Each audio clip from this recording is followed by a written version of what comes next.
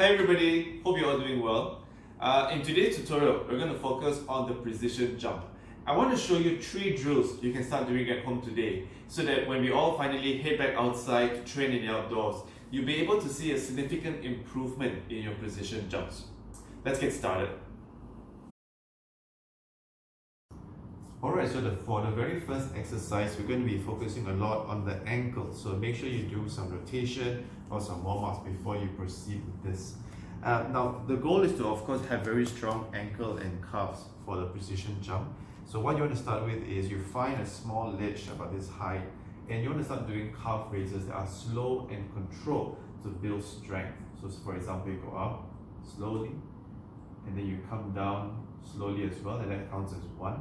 And you want to be able to do about 10 of these calf raises and do it across 3 sets. Yeah.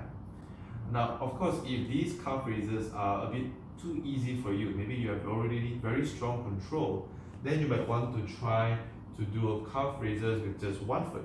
You can always use hold on to something for balance, but the idea is to be able to raise up with 1 foot and come back down, and also do 10 reps across 3 sets. So you do a total of 30 calf raises, left and right, of course. Now, once you've done this calf raises and you feel that you can go to the next level, what I would recommend then is, instead of putting your entire balls of feet on the ledge, you want to just focus on the front of your toes. And this is going to be slightly harder because you're going to be pushing all the way up and then coming back down. Once again, if you need to support, holding on to something to support, please feel free to do so. But the idea is to be able to push all the way up onto your toes and back down again to get full range motion in your ankles. So right now, I'm not even on my balls of feet, but I'm actually tiptoeing on my toes. You can try this out for the next level. Again, do 10 reps across 3 sets. So you're doing a total of 90 calf raises. First is 2 feet, next one is single foot, and the last one is on your toes. Okay, now for the second drill. The second drill is a very simple tuck jump, but broken down into a few parts, right? So if you think back, in a precision jump, we always swing our hands back and we sit back in our hips before we actually launch. Now this position is not just to swing the arms up, but it's also to leverage on the hip hinge and to use our glutes to fire up so that we can go a bit higher and a bit further away. So this particular drill is designed to help us coordinate and find that muscle group to be able to help us propel forward.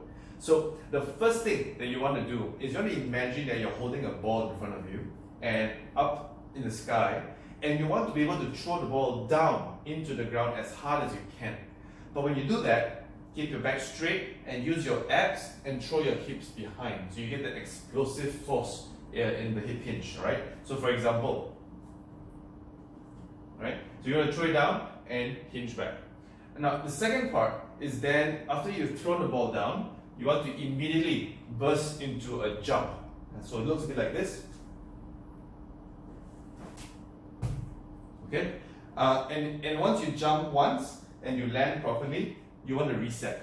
You don't want to do this continuously, okay? So fair warning, please do not do this.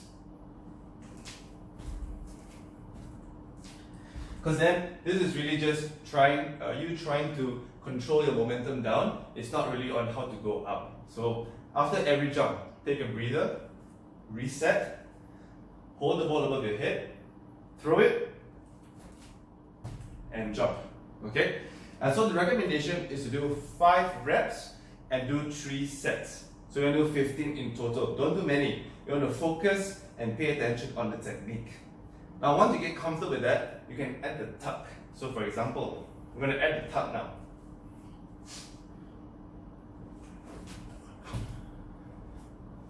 Once again, reset, hold the ball, throw the ball, jump, and land. Okay? So of course, the usual landing techniques apply here, but you want to focus more on the hip hinge and the jump using your glutes up into the sky. Okay, have fun.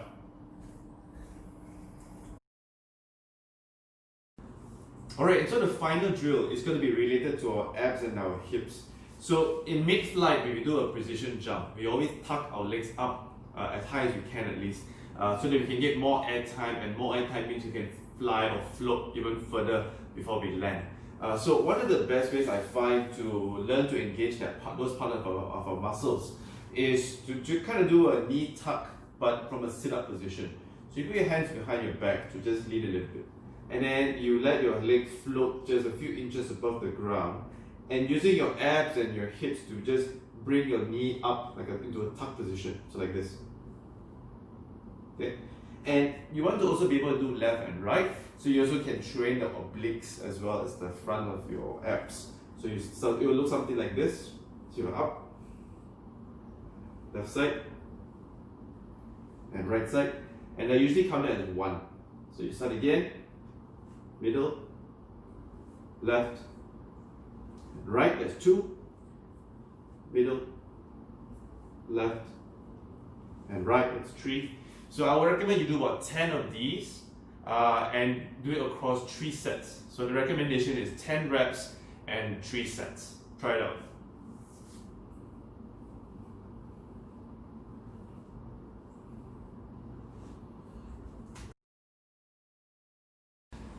Alright, so those are the 3 drills that I wanted to share with you today. I hope you enjoyed them and having fun trying it out.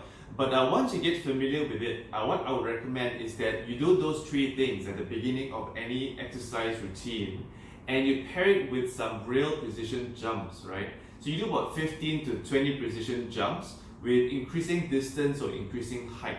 So maybe the first 5 you do like 5 feet. And then the next 5 jumps you do like 6 feet, right? So you slowly increase your distance or you slowly increase your height after you have done those 3 exercise routines.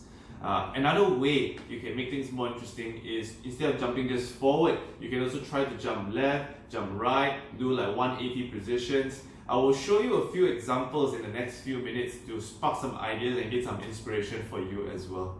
I hope you enjoyed this video, and I hope to also see you post out some of your videos on your Instagram and tagging us so that we can see what you've done. Okay, enjoy!